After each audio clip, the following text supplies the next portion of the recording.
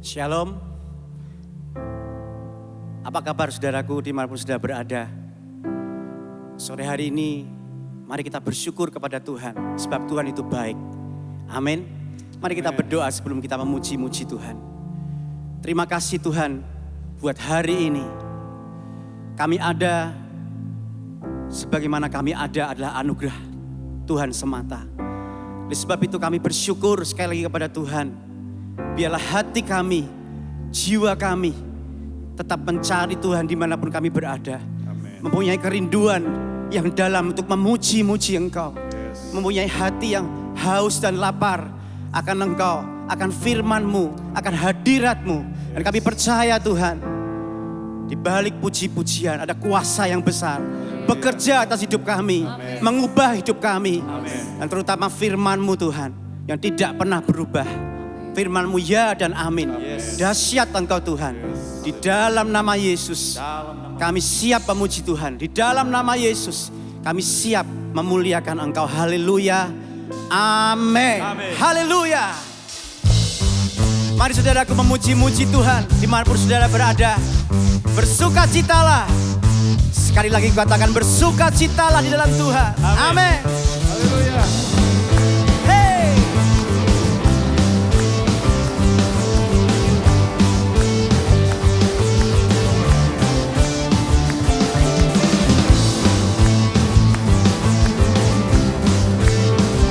Jesus.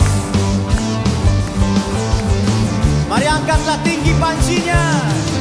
Angkatlah tinggi pancinya dan sorakanlah kemenangannya. Kemenangannya. Belenggu telah dipatahkan, kutuk dan maut telah dikalahkan. Telah dikalahkan. Amin.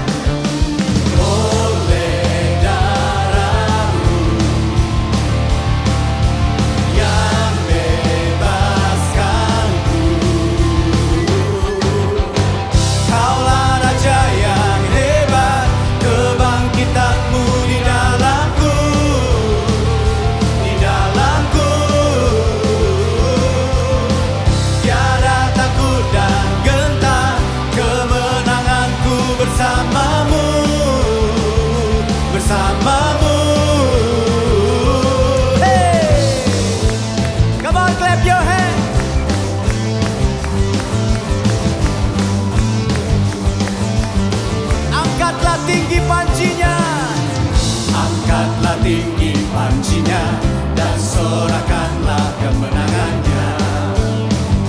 Kemenangannya. Belenggu telah dipatahkan, kutuk dan maut telah dikalahkan. Telah dikalahkan oleh darah-Mu yang bebaskanku.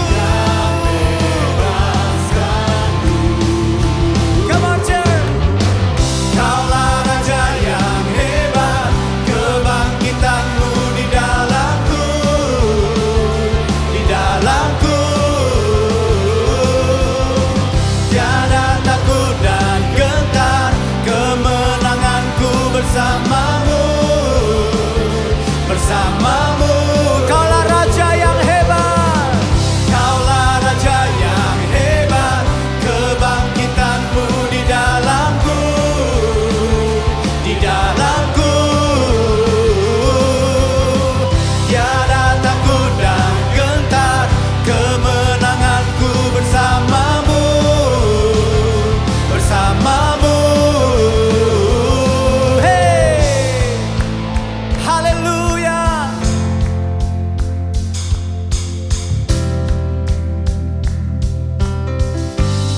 Raja dan Tuhan kami yang hebat.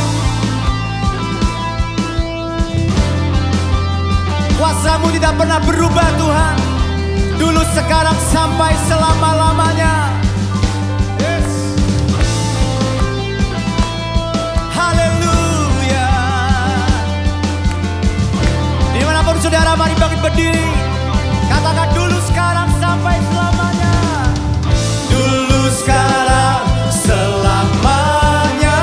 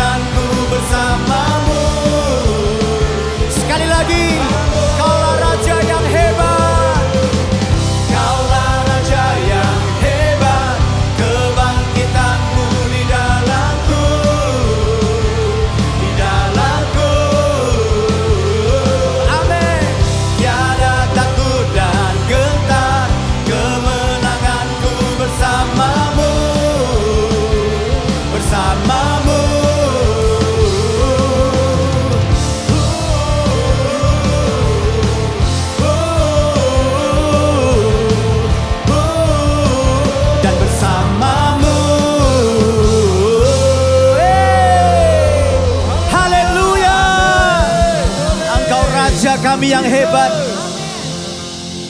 Engkau Tuhan kami yang dahsyat. Amin. Walaupun di tengah-tengah gelombang pencobaan, badai masalah kehidupan, kami tetap percaya Tuhan Kau beserta dengan kami. Haleluya.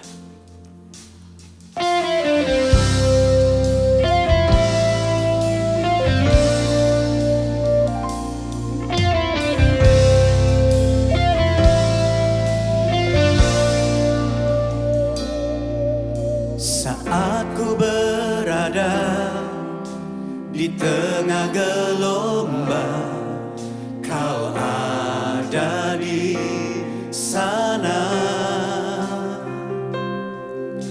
Hadapi cobaan, lewati ujian, tangan-Mu melindungiku. Kasih-Mu menguatkanku. Kemuliaan-Mu Tuhan pasti nyata di tengah badai. Kau pertolongan dan pengharapan, Tuhan kemenanganku. Terima kasih Yesus, Engkau kemenangan kami Tuhan. Saat ku berada di tengah gelombang, Kau ada di sana. Amin. Hadapi cobaan, lewati ujian, tangan-Mu melindungiku. Oh, kasih-Mu Tuhan, kasih-Mu menguatkanku. Oh, kemuliaan-Mu Tuhan pasti nyata di tengah badai. Kau pertolongan dan pengharapan, Tuhan kemenanganku. Kemuliaan-Mu Tuhan pasti nyata di tengah badai. Kau pertolongan dan pengharapan, Tuhan kemenanganku.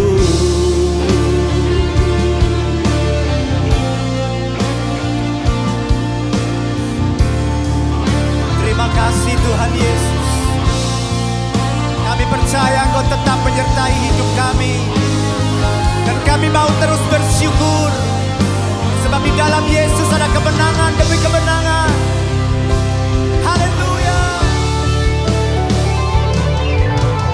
Kemuliaan-Mu Tuhan pasti nyata di tengah badai.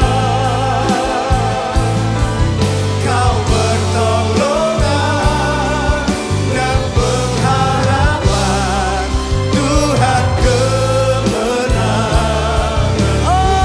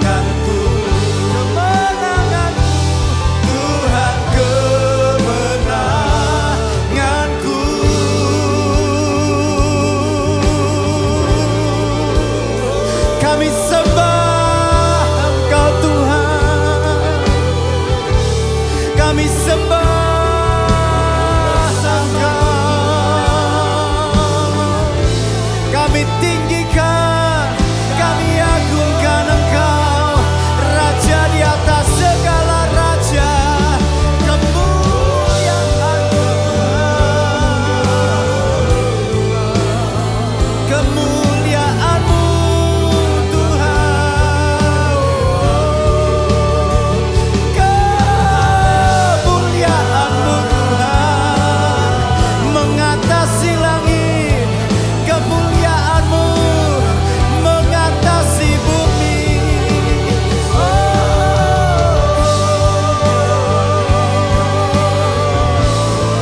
We praise Your name, oh God. We praise Your name, oh Lord. Haleluya. Jiwa kami memegahkan Engkau Tuhan. Mulut kami bersorak-sorai. Haleluya. Kami bersyukur kemuliaan-Mu besar. Kemuliaan-Mu besar Tuhan. Kemuliaan-Mu besar. Haleluya. Jesus. Oh, Your glory, Lord. Your glory, Lord. Oh, praise the name of the Lord our God. Oh, praise His name forevermore.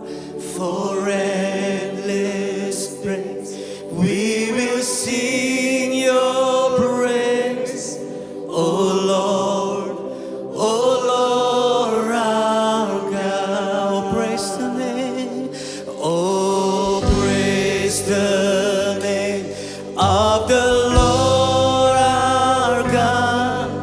Oh, praise His name forevermore. For endless days we will sing Your praise, oh Lord, our God. Oh, praise the name, hallelujah. Oh, praise the name of the Lord our God. Oh, praise His name forevermore.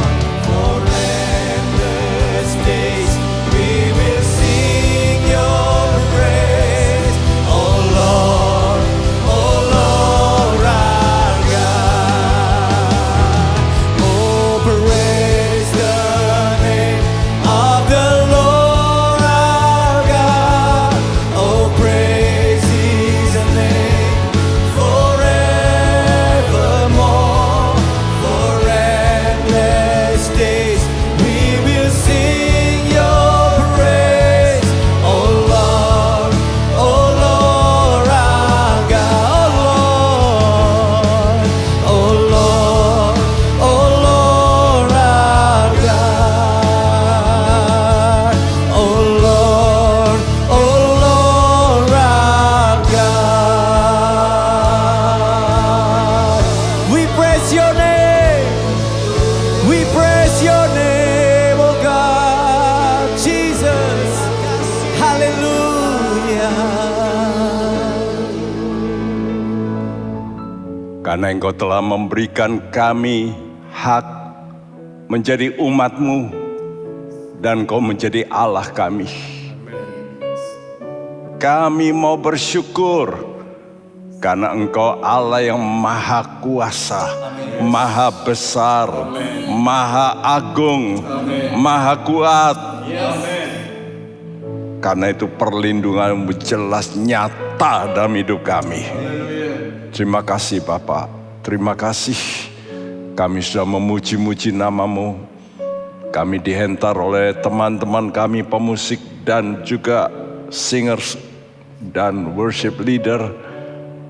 Hati kami terangkat, kami bersyukur Tuhan. Dan sekarang kami mau terima firman-Mu, urapan-Mu atas kami sekalian. Dan supaya kami boleh Tuhan menyerap firman-Mu. Dalam nama Tuhan Yesus kami panjatkan doa kami. Setiap kita yang percaya berkata bersama, amin. Shalom teman-teman semua, kembali bertemu dalam tatap muka melalui layar kaca. Iya, tapi kita bersyukur karena kita masih hidup, masih bernafas. Dan ini semua oleh karena providensia. Hari ini kita mau berbicara providensia bagi umat perjanjian. Allah disebut Allah perjanjian, God of Covenant, ya. Dan Dia berkata, aku akan menjadi Allahmu dan engkau akan menjadi umatku. Bayangin, kalau kita ini menjadi umatnya Allah yang maha besar, maha tahu, maha kuasa, maha berhikmat. Wow. Harapan yang besar ada dalam hidup kita. Karena itu mari kita mau betul-betul menjadi umat perjanjian. Ya, saya sudah terangkan apa arti providensia. Itu adalah pemeliharaan Allah terhadap ciptaannya, khususnya manusia. Ya, kenapa? Sebab Dia punya rencana, yaitu penebusan. Dan dari sejak awal Dia sudah merencanakan Tuhan akan menebus suatu kelompok manusia yang disebut gereja. Ya. Nah, inilah tujuan Tuhan, mencipta manusia yang penuh loyalitas. Namun melalui proses, Tuhan tahu manusia akan jatuh juga, Dia tahu. Karena itu prosesnya melalui percaya, bertobat, dan taat. Dan orang-orang demikian diserupakan dengan tubuh yang tunduk kepada kepala. Diserupakan dengan mempelai wanita yang tunduk kepada suaminya. Itulah taat kepada Kristus. Nah, siapakah orang-orang itu? Mari kita mau belajar dari firman Tuhan supaya kita jelas mengetahui. Yaitu dalam Mazmur 50 ayat yang kelima berbunyi, bawalah kemari orang-orang yang kukasihi, yang mengikat perjanjian dengan aku berdasarkan korban sembelihan. Ya, tidak heran, Tuhan mencipta pria dan wanita supaya terjadi suatu yang namanya keluarga. Dan semua orang yang menikah biasanya membuat apa? Ikatan perjanjian nikah.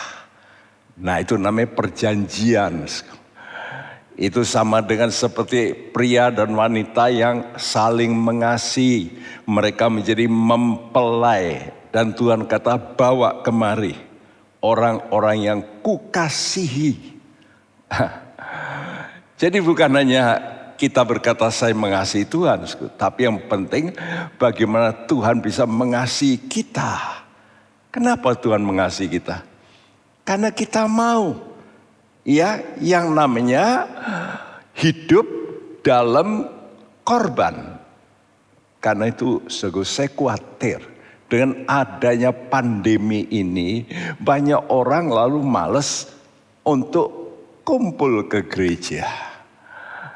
Ini yang saya khawatirkan. Dan juga hamba Tuhan kemarin dalam Zoom meeting dengan jaringan doa, semua pengarah memberikan pengertian. Dan betul memang banyak di antara orang-orang setelah adanya pandemi ini lalu mulai merosot yang namanya ibadah. Padahal kalau kita mau ketemu Tuhan, ada satu hal paling penting. Kamu harus buat korban. Tidak bisa tidak. Ya. Nah, korban itu bukan hanya materi, bukan hanya kolektor uang, tapi korban kehadiran.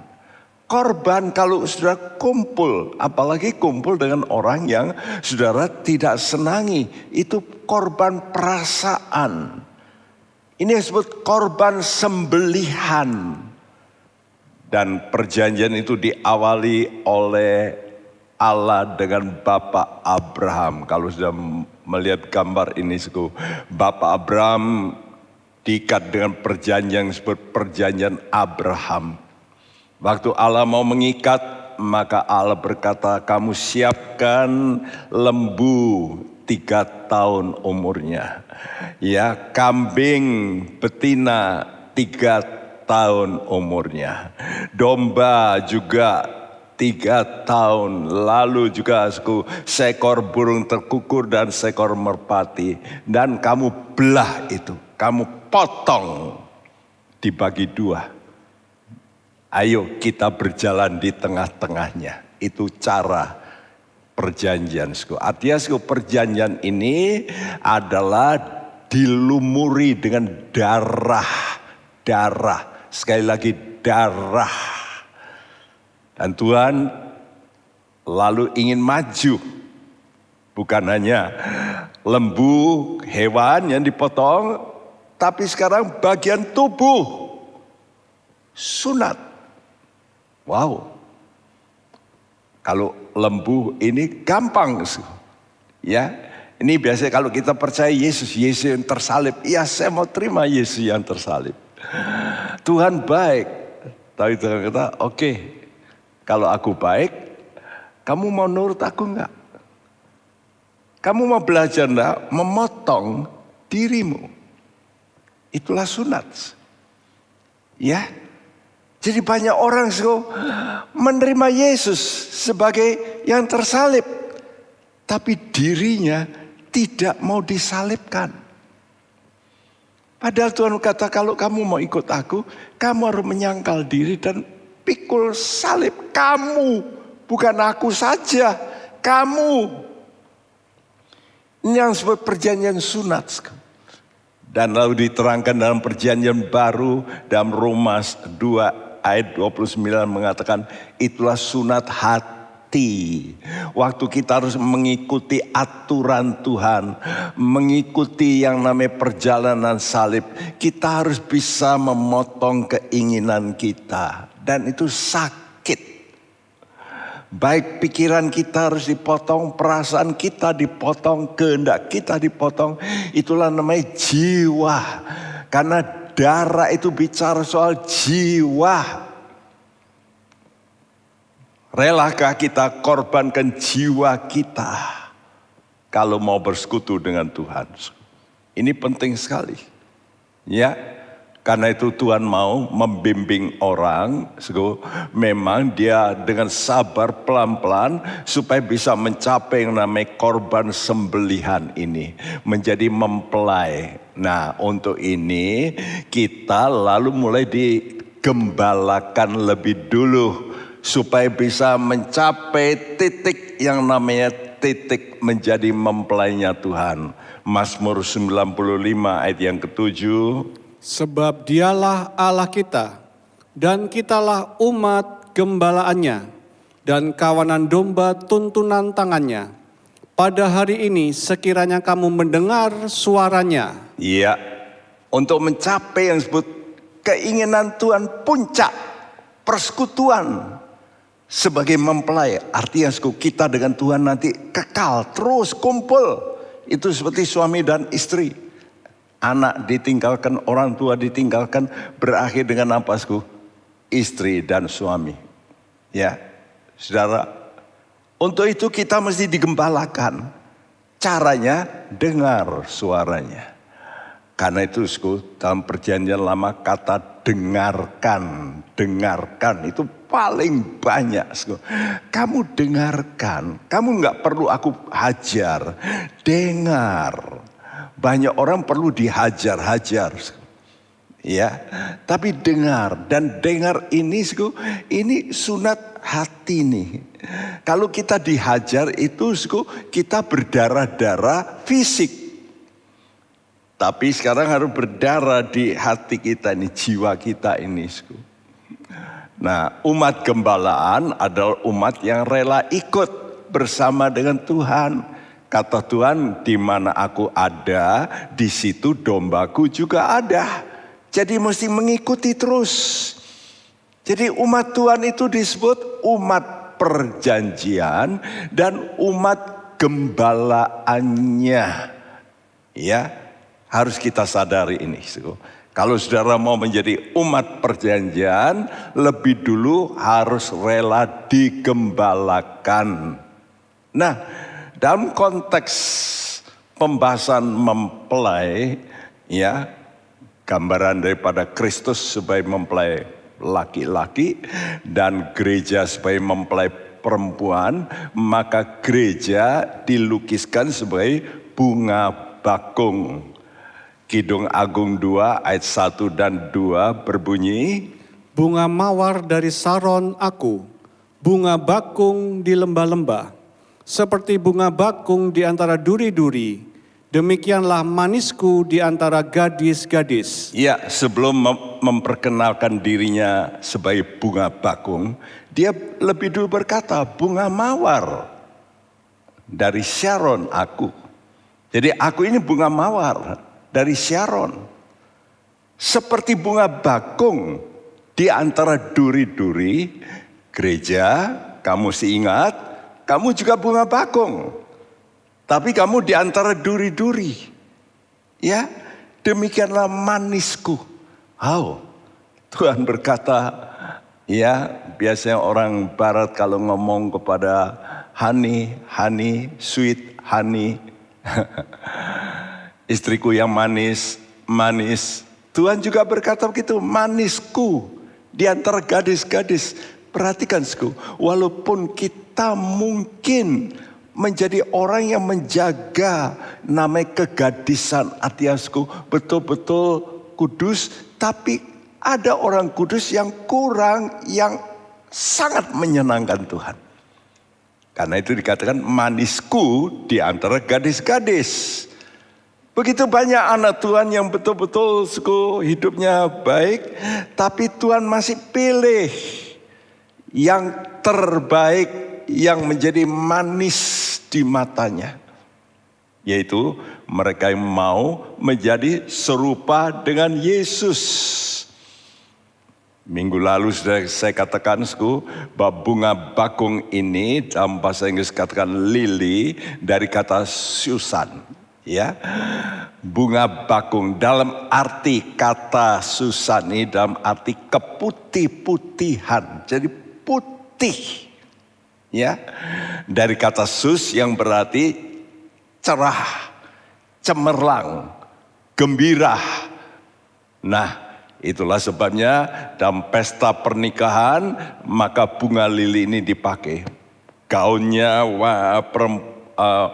mempelai perempuan juga putih, begitu putih. Dan juga bunga buket yang dia pakai adalah bunga putih. Dan itu menunjukkan kekudusan. Sekali lagi saya tekankan, kekudusan hal utama untuk kita bisa mengalami hubungan dengan Tuhan yang menimbulkan sukacita. Kenapa banyak orang Kristen, dia berkata, ikut Tuhan kok susah ya, gak enak. Kenapa? Karena defisit sukacita. Coba dia mempunyai persekutuan, ya, yang orang lain tidak ngerti, persekutuan di batinnya, walaupun menghadapi kesulitan, dia tetap bisa bersukacita. Dan ini dibuktikan oleh Paulus. Bersukacitalah senantiasa dalam segala keadaan. Kok bisa? Kenapa? Karena dalam batinnya ada persekutuan dengan Yesus. Ini kunci. Bagaimana dengan hidup kita? Apakah kita betul mengalami yang namanya sukacita di dalam diri kita? Dan kata Tuhan, sukacita dari Tuhan itulah kekuatanmu. Kekuatanku, kita bisa bertahan, kita bisa tetap bersukacita, walaupun ada masalah yang berat. Nah, ini beda, ini anak Tuhan yang sejati itu begitu. Karena itu ada pandemi ini, kita harus tetap bersukacita.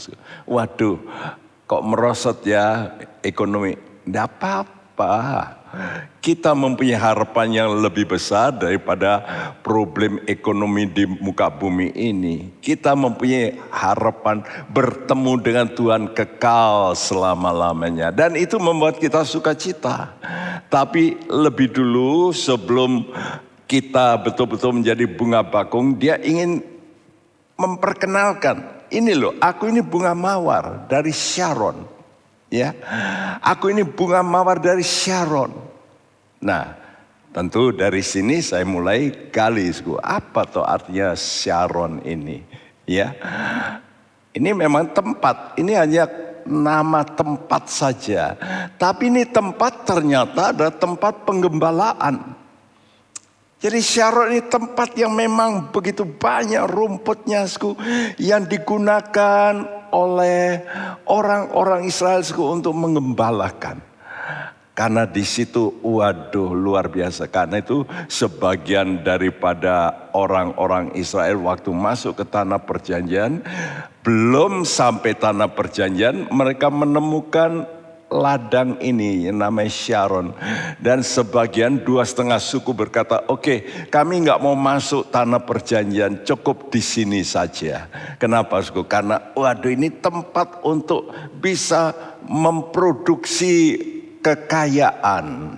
Ya, jadi tempat penggembala ini juga bicara, bagaimana kalau engkau digembalakan oleh Tuhan, itu pasti juga berhasil dalam hal-hal jasmania. Carilah dulu kerajaan Allah, maka semuanya akan ditambahkan. Namun ingat, tanah Tuhan kalau namanya perjanjian selalu syarat. Ada syarat. Apakah taat tidak sama perjanjian? Kalau nggak taat, tanahnya bisa berubah. Bisa. Ya. Yesaya 33 ayat 9. Negeri berkabung dan merana, Libanon tersipu-sipu dan mati rebah. Saron sudah seperti padang belantara, Basan dan Karmel meluruh daun. Iya, Sharon sudah seperti padang belantara, berubah. Kenapa begitu? Melanggar perjanjian. Karena Allah kita sebut Allah perjanjian. Aku sudah janji, kamu harus ikut. Tapi kalau kamu nggak ikut, lihat aja. Karena itu Tuhan bisa mengunci langit. Kenapa? Karena melanggar janji. Dan memang tanah perjanjian itu tergantung hujan dari langit. Ya. Nah, namun kalau umat perjanjiannya itu mau pulih, bertobatlah. Dan kalau bertobat, Tuhan janji akan aku balikkan kembali. Ya, Sharon nanti berubah kembali dari padang belantara menjadi padang yang penuh dengan sorak-sorai. Yesaya 35 ayat 1 dan 2. Padang gurun dan padang kering akan bergirang. Padang belantara akan bersorak-sorak dan berbunga. Seperti bunga mawar ia akan berbunga lebat, akan bersorak-sorak. Ya, bersorak-sorak dan bersorak-sorai. Kemuliaan Libanon akan diberikan kepadanya, semarak Karmel dan Saron. Mereka itu akan melihat kemuliaan Tuhan, semarak Allah kita. Ya, jadi kalau umatnya bertobat, maka mereka akan melihat kemuliaan Tuhan. Kemuliaan Tuhan. Dan ini bicara tentang Roh Kudus. Karena itu kalau kita betul-betul bertobat, Roh Kudus itu hadir. Mulai dia mengembangkan sayapnya, mulai dia impartasikan hal-hal yang luar biasa dari hal-hal ilahi, hal-hal sorgawi, sehingga dikatakan ya padang gurun, padang kering, padang belantara akan berubah, bersorak-sorak, ya seperti bunga mawar muncul kembali, ya. Bunga mawar dari Sharon ini bukan hanya itu, kemuliaan ini akan juga diberikan kembali. Jadi ada satu pemulihan yang total, pemulihan yang luar biasa. Betapa indahnya, kalau kita mengalami pemulihan. Kalau kita mengalami pemulihan, maka ada namanya kemuliaan Tuhan itu hadir. Namun Tuhan perkenalkan berikutnya, setelah dia berkata, aku adalah mawar Syaron, ya, sekarang dia berkata berikutnya, aku bunga bakung di lembah-lembah.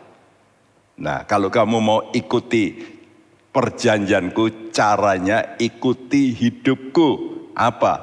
Aku bunga bakung di lembah-lembah. Menyatakan bahwa Allah ini mau turun menjadi manusia. Mau merendahkan diri begitu rupa, menjelma, menjadi serupa dengan manusia. Bahkan yang paling hina karena lahir di kandang binatang dan ditidurkan di dalam palungan makanan tempat makan binatang. Saya kira tidak ada seorang pun yang lahir dengan cara demikian. Mengapa dia mau itu? Satu tujuan, supaya dia bisa berdaging dan berdarah. Untuk apa, Untuk menebus, bayar. Untuk bayar dosa. Dia rela merendahkan diri. Kenapa? Karena Tuhan mau bukannya yang memberi janji. Sebetulnya dia maha kuasa, bisa. Tapi dia tidak pakai kemahakuasaannya. Jadi perhatikan, Allah kita bukan Allah yang maha kuasa, tapi adil. Adil itu berarti kalau salah mesti dihukum. Dan kalau manusia salah mesti dihukum, bukan? Tapi Tuhan kata supaya adil, aku yang pikul, hukuman tetap jalan. Nah, itu keadilan. Itu namanya keadilan. Jadi Tuhan ini mau menjadi substitusi. Untuk itu dia menjadi manusia yang berdarah. Supaya bisa mengesahkan, ini loh, aku pulihkan janjiku ini dengan cara ini. Aku bisa lalu membasmi iblis yang bikin masalah. Bisa dia Allah Maha Kuasa. Tapi dia tidak mau melanggar pribadinya yang adil. Dia tahu yang salah manusia. Ya, memang iblis salah, tapi dia menipu. Manusia yang ikut, manusia salah juga. Namun untuk membayar itu dia sekarang memberikan darahnya untuk membayar dosa itu. Supaya apa? Supaya perjanjian ini dapat digenapkan dalam diri manusia yang percaya kepadanya.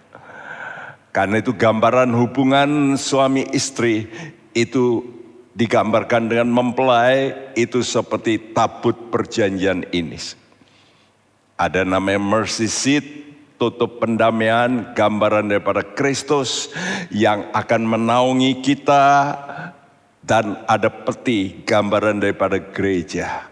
Namun di atas peti ini harus dipercikkan darah. Karena darah inilah untuk mengesahkan, ya aku terima engkau.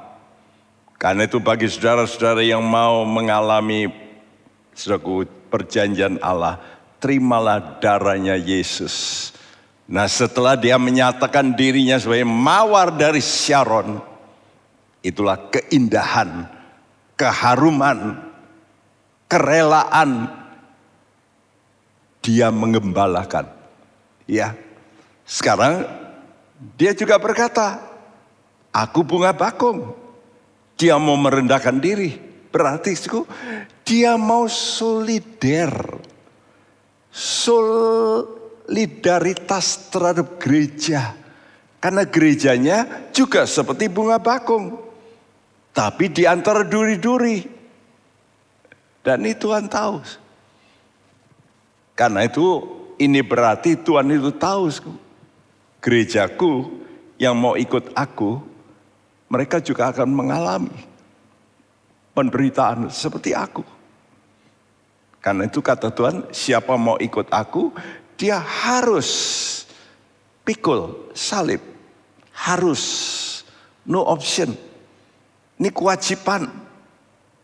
Dan Tuhan Yesus sendiri berulang-ulang berkata pada murid-muridnya, dalam dunia kamu menderita, tapi tetapkan hatimu, jangan khawatir. Paulus juga berkata, setiap orang yang mau beribadah pada Tuhan, itu akan mengalami namanya aniaya. Ya, digosipkan, disalah mengerti, dan itu sunat. Ya, sunat. Tapi kalau kita terus mengikuti cara Tuhan, tidak membalas orang yang bersalah kepada kita, menghakimi kita, kita serahkan pada Tuhan. Nah, itu Tuhan ikat janji. Karena itu seolah-olah seperti begini. Tuhan ini ngerti.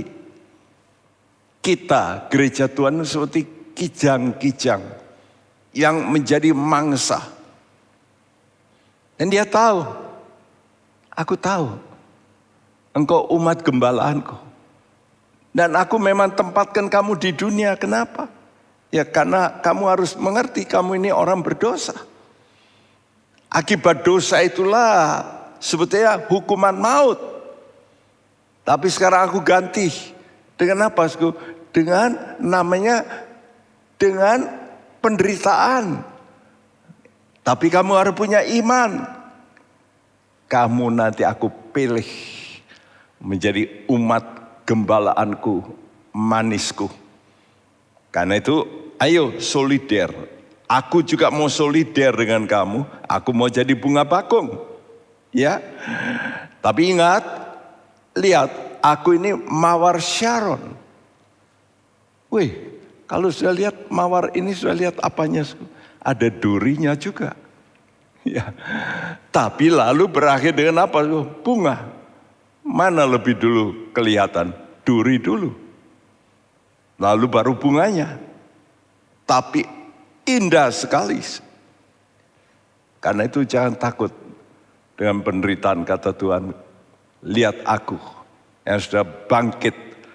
Ya, kepalaku juga ditanamkan duri-duri di atas kepalaku. Tapi aku bangkit, aku diganti, duri ini diganti dengan mahkota, dengan kemuliaan. Saudara, inilah keharuman seperti mawar yang harum. Begitulah anak-anak Tuhan nanti yang mau ikut pada Yesus. Karena itu, saudaraku, kepada siapa Tuhan mau melakukan providensianya? Bukan hanya kepada umat perjanjian, tapi kepada umat gembalaannya. Ini gambar yang bagus sekali. Ya, saya temukan dan pikselnya tinggi. Sharon, tempat penggembalaan. Yesus, mawar Sharon. Dia gembalanya. Ya. Biasanya kalau orang ada satu desa, lalu ada seorang wanita, gadis yang cantik, wah dia kembangnya desa, betul nggak? Yesus kembangnya Sharon, dia mawar Sharon, wow, dia adalah gembala yang agung, yang baik, yang paling top. Nah karena itu, kalau saudara mau kumpul dengan Yesus, saudara mesti mempunyai hati seperti apa? Seperti gembala. Ini kewajiban. Ya, karena itu saudara-saudara yang diberi tugas untuk menggembalakan kelompok-kelompok sel, jangan saudara itu lalu banyak komplain. Saudara berkata, ini latihan. Supaya aku ini bisa mempunyai hati sama seperti Yesus. Saya dulu kalau tidak dilatih dari kecil, nggak mungkin seperti sekarang. Saya bisa tahan. Jangan sudah pikir jadi gembala itu gampang. Wih, ya, sulit, ya, sangat sukar. Harus berhadapan dengan pemangsa, predator dari domba-domba ini.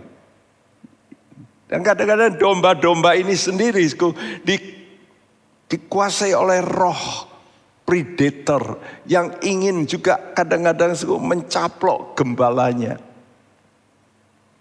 Itu kami sudah alami banyak.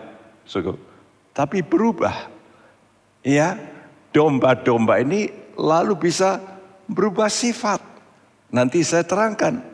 Dan Tuhan memang begitu, mengajar kita untuk menggembalakan bukan domba, tapi kambing. Aneh, waktu saya baca, Tuhan ini ambil kata-kata yang tepat sekali.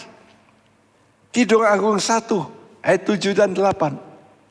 Ceritakanlah kepadaku, jantung hatiku, di mana Kakanda menggembalakan domba, di mana Kakanda membiarkan domba-domba berbaring pada petang hari, karena mengapa aku akan jadi serupa pengembara dekat kawanan-kawanan domba teman-temanmu?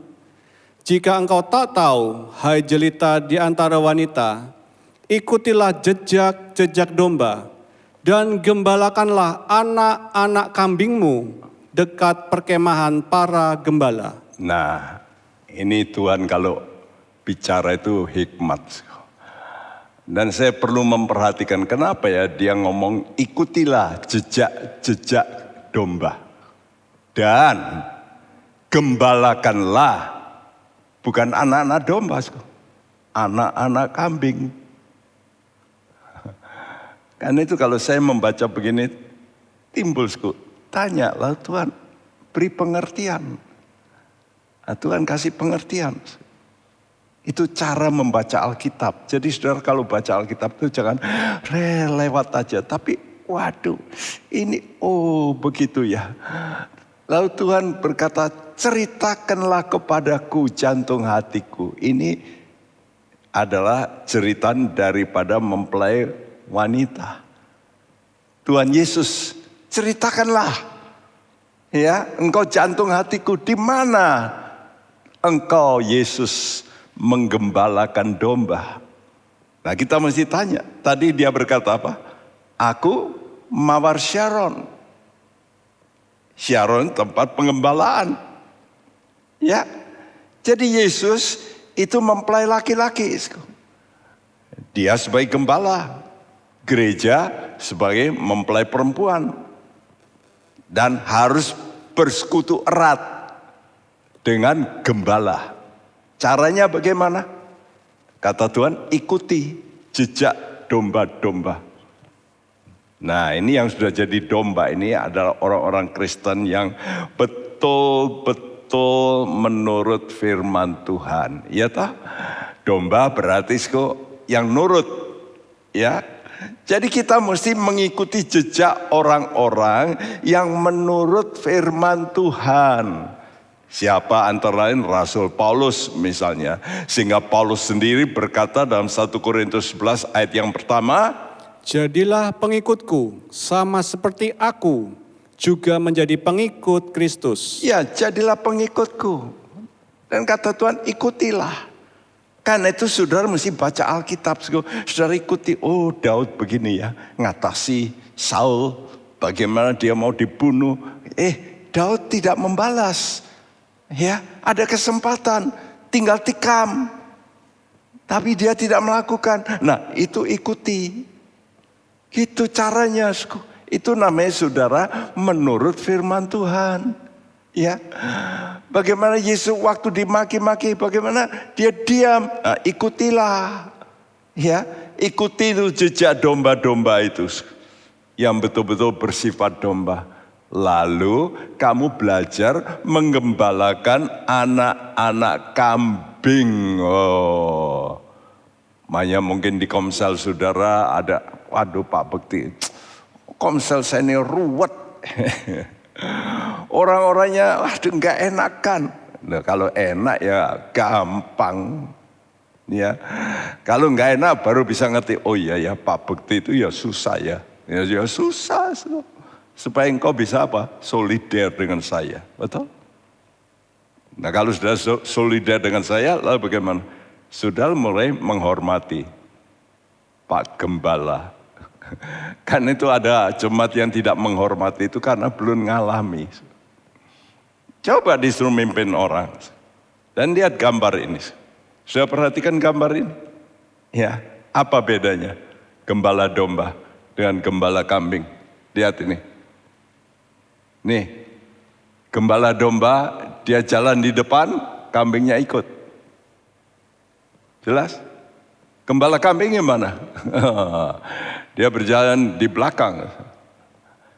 Kambingnya cari jalan dewek. Karena kalau jauh baru, tapi kambing itulah kambing, namanya kambing. Kambing ini maunya sendiri. Nah, saudara juga mesti belajar, ya, menggembalakan orang-orang yang maunya sendiri. Termasuk siapa?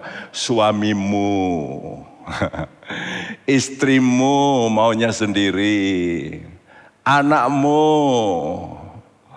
orang tuamu, yang lebih berat mertuamu. Nah, waduh, kalau sudah kena mertua yang jahat, waduh. Dan saudara sebagai orang Kristen, saudara mesti belajar mengembalakan itu. Waduh, gimana rasanya? Woi, ini sunat hati ini. Benar? Nah, saudara, di mana Tuhan mengembalakan domba-domba? Waktu Tuhan memimpin orang Israel, di mana? Di padang gurun. Lebih dulu. Benar? Nah, kalau Tuhan itu sebagai bunga bakung, dia bunga bakung, bagaimana dia mengembalakan? Ya, Tuhan tahu bahwa jemaatnya itu sebagai bunga bakung di antara duri-duri. Jadi memang Tuhan tahu. Manusia yang mau diubah oleh Tuhan itu ditaruh di antara duri-duri.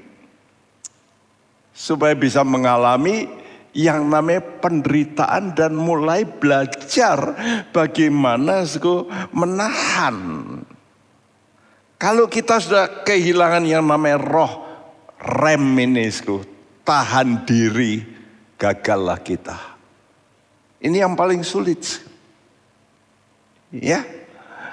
Jadi kita ini mesti punya rem, menahan diri. Nah, kalau kijang bagaimana? Nah, ini tentu pertanyaan, bagaimana mengembalakan kijang? Mazmur 22 ayat 1 dan 2. Untuk pemimpin biduan, menurut lagu Rusa di Kala Fajar, Mazmur Daud. Allahku, Allahku, mengapa engkau meninggalkan aku? Aku berseru, tetapi engkau tetap jauh dan tidak menolong aku. Lebih dulu Tuhan mengajar ini loh. Aku dulu juga perlu digembalakan oleh Bapa di sorga. Karena aku harus jadi teladan, contoh bagi manusia. Aku ditaruh di atas muka bumi, di antara duri-duri. Orang-orang Yahudi, Farisi, tua-tua, ahli Taurat, itu semua tentara Roma itu duri-duri. Karena itu aku mengalami jeritan-jeritan, aku berseru. Ya, mengapa Bapak engkau tinggalkan aku? Kenapa aku diginikan? Engkau enggak bela, kan begitu ya. Yesus pun mengalami, namun dia mulai dengan judul ini, Rusa di Kala Fajar. Kenapa begitu? Ini untuk menceritakan kehidupan daripada rusa. Yesus sebagai rusa, kijang. Tapi dia bangkit dari kematian. Karena itu ini sebetulnya bicara ini loh. Aku bangkit dari kematian, itu harus jadi pokok sentral. Jangan salib saja, ya, tapi bangkit, bangkit, kemenangan setelah salib. Nah, itu yang dia kumandangkan, ya. Jadi dia bukan hanya kumandangkan salib, tapi kemenangan di balik salib. Rusa di kala fajar. Saudaraku, ini harus juga jadi tema kita. Memang kalau kita mendengar salib nggak senang, tapi mari, ya, Paulus berkata, kita kalau punya iman, kalau tidak sampai kepada kebangkitan, maka iman kita itu sia-sia. Kalau sudah nanti baca Mazmur 22 komplit, sudah akan mengerti, apa yang dituliskan dalam Mazmur persis dengan penderitaan Yesus di atas kayu salib. Ya, mereka membuang undi dan sebagainya. Apa itu semua diceritakan. Ya, jadi ini nubuat penderitaan Kristus.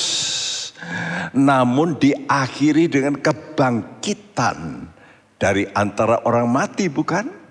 Dan itu melambangkan kijang di kala fajar. Ya, saya menemukan gambar ini. Salah satu musuh yang paling banyak, bukan singa, tapi anjing-anjing hutan. Ya, gerombolan anjing-anjing. Ini bukan serigala, ini lebih ganas. Ya, anjing-anjing hutan ini. Mazmur 22 ayat 17. Sebab anjing-anjing mengerumuni aku, gerombolan penjahat mengepung aku, mereka menusuk tangan dan kakiku. Iya, betul tidak Tuhan ditusuk? Tangan, kaki, di atas kayu salib. Ya, ini siapa yang nusuk? Gerombolan penjahat, anjing-anjing. Hei, lihat gigi dari anjing itu, saya kasih gambar inset di situ, tajamnya bukan main, ya. Ini kalau gigit seperti singa, persis, ya. Dan jumlahnya, luar biasa. Lalu dia juga teruskan nubuat ini, Mazmur 22 ayat 20 sampai 22. Tetapi engkau Tuhan, janganlah jauh. Ya kekuatanku, segeralah menolong aku. Lepaskanlah aku dari pedang, dan nyawaku dari cengkeraman anjing. Selamatkanlah aku dari mulut singa, dan dari tanduk unicorn. Engkau telah menjawab aku. Ya, bahasa Indonesia tanduk banteng. King James berkata tanduk unicorn. Ya, dan seringkali saya lihat sekarang orang suka pakai unicorn. Sebetulnya itu ada tanduknya itu. Ya, jadi 3 musuh kijang, anjing-anjing hutan. Ya, saudaraku, lalu singa. Anjing-anjing hutan juga, babi hutan itu juga anjing hutan. Tapi itu tidak terlalu kejam seperti anjing ini. Anjing-anjing hutan, singa, dan tanduk. Jadi yang ditekankan itu tanduknya. Jadi jelas, kehidupan orang percaya itu ada dalam bahaya. Dari siapa? Anjing-anjing. Penjahat-penjahat, tadi katakan gerombolan penjahat-penjahat. Nanti kalau saudara mempelajari kata anjing-anjing ini dalam bahasa aslinya, dia mempunyai namanya, kata ini sebagai ungkapan sebetulnya. Pelembutan dari siapa, Dari prostitusi laki-laki. Ya, male prostitution. Ya, jadi ini termasuk, ini roh-roh yang jahat yang menguasai manusia. Kalau singa itu jelas gambaran iblis. Kalau bicara tanduk itu bicara kuasa. Penguasa-penguasa, ya, di dunia ini siapa saja, ya orang-orang kaya, kadang-kadang itu mafia dan sebagainya. Itu kan, penguasa-penguasa itu seperti tanduk unicorn. Ya. Nah, kita itu dalam bahaya itu. Jadi kita mesti sadar betapa kita ini berada dalam bahaya yang begitu besar. Tapi jangan takut. Kapan kita tidak takut? Karena kita punya gembala. Karena itu, saudaraku, jangan meremehkan para gembala. Ya, baik di gereja-gereja, para cell leaders, saya mohon para cell leaders harus belajar tahan, menderita. Tadi katakan untuk apa, Sku? Untuk belajar mengembalakan lebih dulu kambing. Jadi bukan mengembalakan domba, tapi mengembalakan kambing seperti gambar ini. Kambing-kambing mau jalan sendiri. Tapi sudah belajarlah di situ. Kalau sudah mau belajar hatinya Tuhan, pertama ikutilah jejak domba-domba. Jadi saudara ikuti cara bagaimana Daud, cara bagaimana Rasul Paulus, Daniel, Sadrak, Mesa, Abednego menghadapi. Saudara membaca bagaimana Musa menghadapi keluarganya sendiri yang menghina. Ya, bagaimana dia menghadapi orang-orang yang komplain. Musa seringkali menangis, berlutut, berseru pada Tuhan. Saudara mesti belajar dua perkara ini. Ikutilah jejak domba-domba. Ayo, mulai sekarang ini kita perhatikan firman Tuhan. Dan kita lihat Kain dan Habel. Siapa yang mati? Habel. Betul enggak?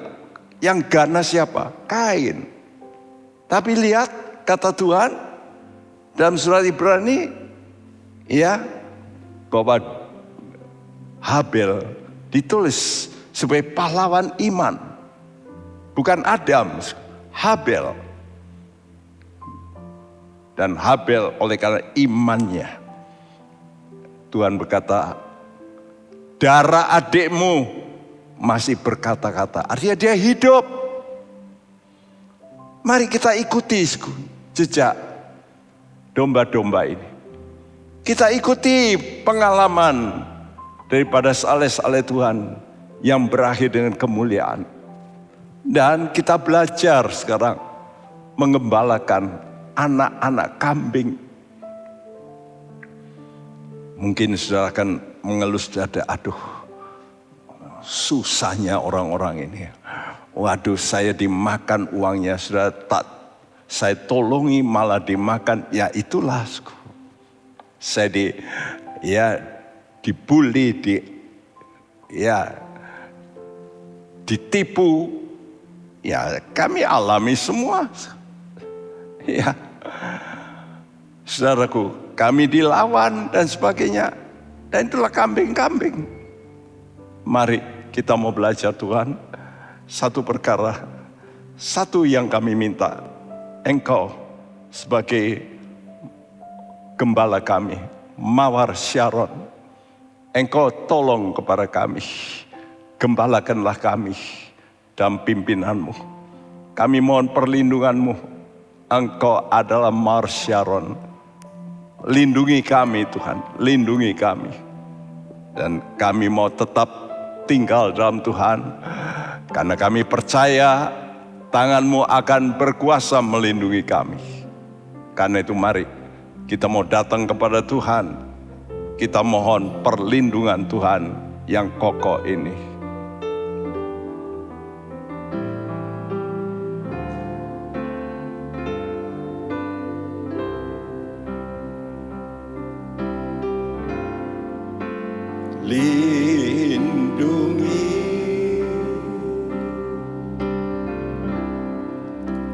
Lindungi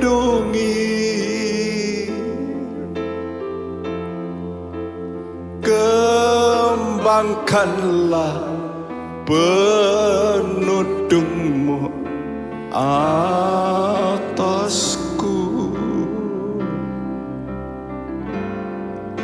sebab Engkau penebusku.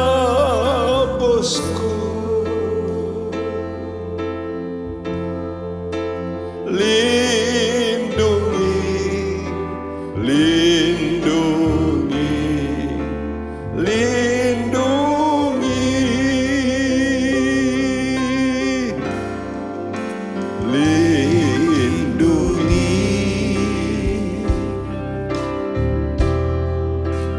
lindungi,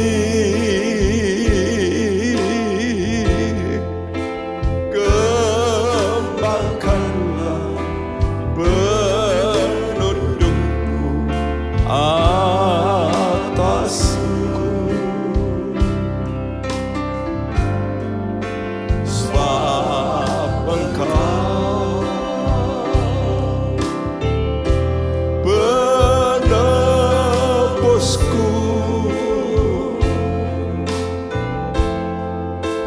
Lindungi, lindungi, lindungi.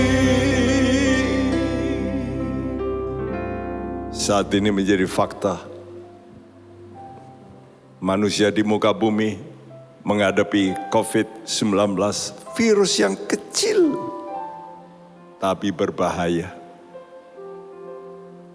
Semua ahli pada umumnya, ahli virus berkata, ini bukan terjadi dengan kebetulan dari binatang. Ini ada tangan-tangan manusia. Tentu dengan tujuan-tujuan macam-macam. Karena itu kita tahu sudah tidak bisa menjaga karena terlalu kecil. Bahkan beberapa ahli saya baca, maskermu pun gak sanggup 100% melindungi, gak mungkin. Kalau bukan tangan Tuhan yang melindungi, yang jauh lebih kuat. Karena itu mari kita mau percaya, ada pelindung kita yang jauh lebih kuat. Amin. Mari serahkan hidupmu. Dan kau berkata, Tuhan, aku mau melekat kepadamu. Karena itu syarat dalam Mazmur 91. Kepada siapa Tuhan melindungi, kepada siapa Dia kirim malaikat untuk menjagai, kepada orang yang mengasihi dan melekat, kata Tuhan. Mari kita mau melekat pada Tuhan. Dan kita berkata, Tuhan lindungi. Mari kita mau berdiri bersama. Kita nyanyikan pujian ini. Lindungi, lindungi,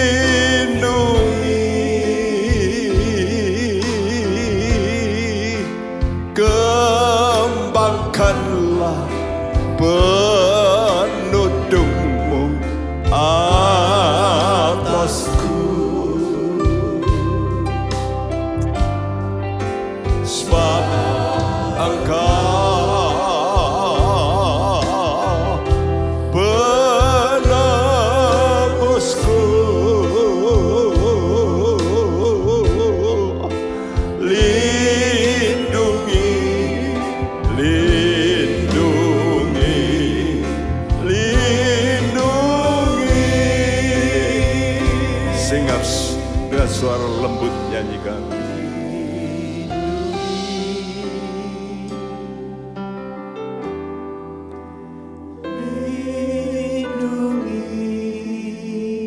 Allah gambarkan dengan peti perjanjian, tabut perjanjian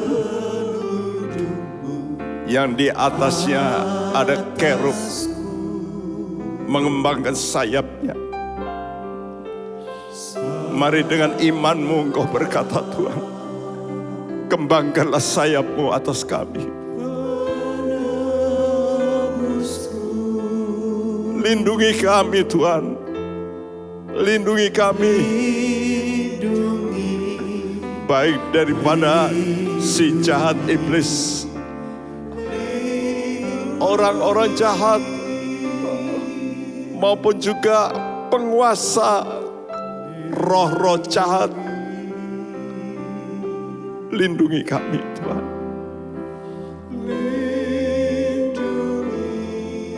Kembangkanlah Tuhan, kembangkanlah Tuhan. Penudungmu atasku. Yes Lord, yes Tuhan. Sebab Engkau penebus. Amin, amin.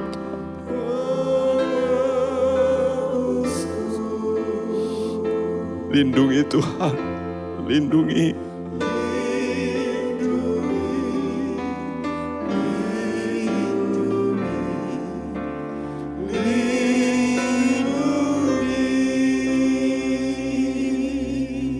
Kami mohon Tuhan,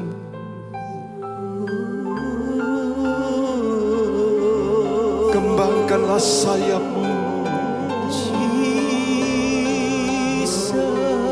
Kembangkanlah sayap-Mu Tuhan.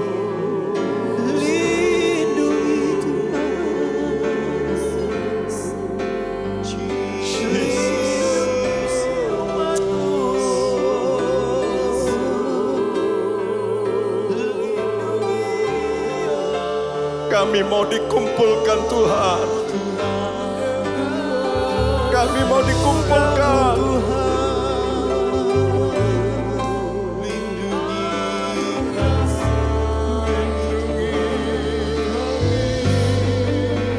Kami siap Tuhan.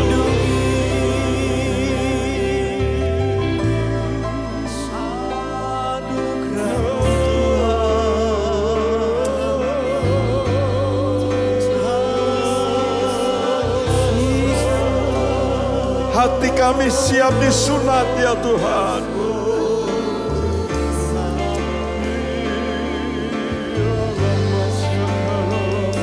Hati kami siap disunat.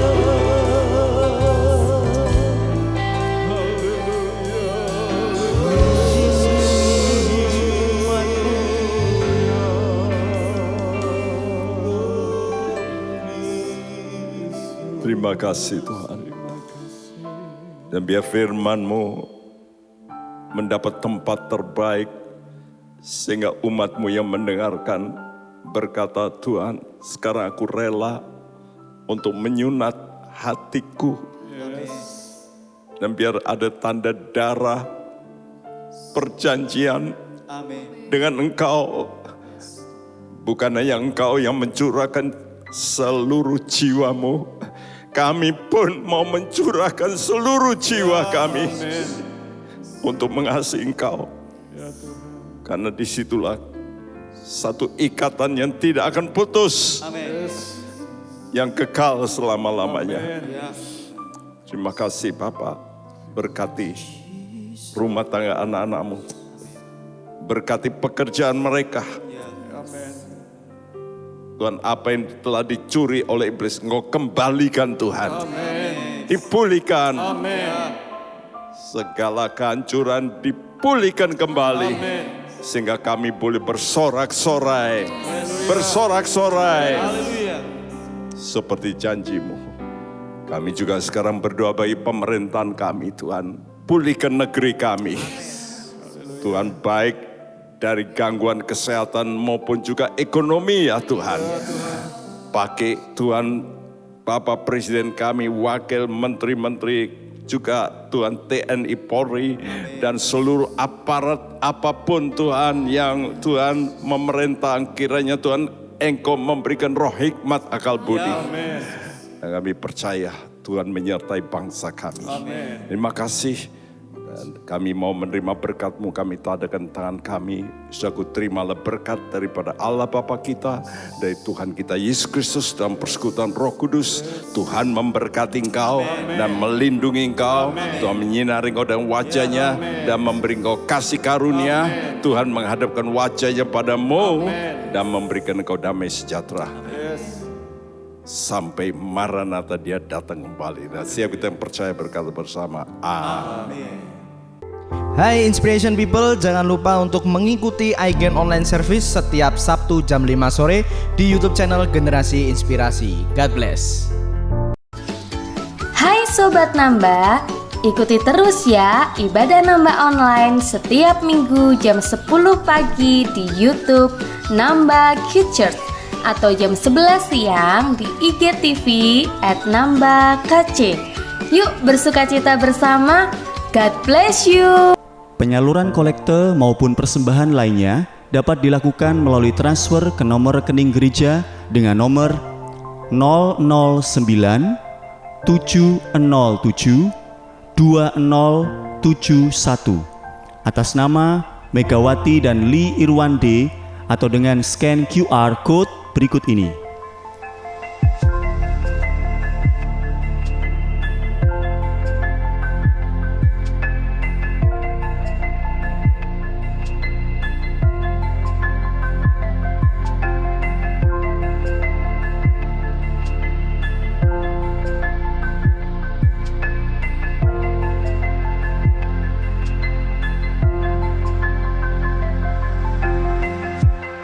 Bagi jemaat Tuhan yang rindu mendapatkan informasi seputar kegiatan gereja, renungan harian, dan lain-lain melalui WhatsApp gereja, Anda dapat mendaftar dengan cara ketik BC spasi on dan mengirimkan ke WA gereja dengan nomor 0815 7802 2000.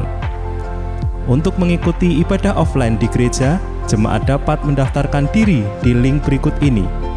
Silakan mengisi data diri dan mengikuti protokol yang sudah ditentukan.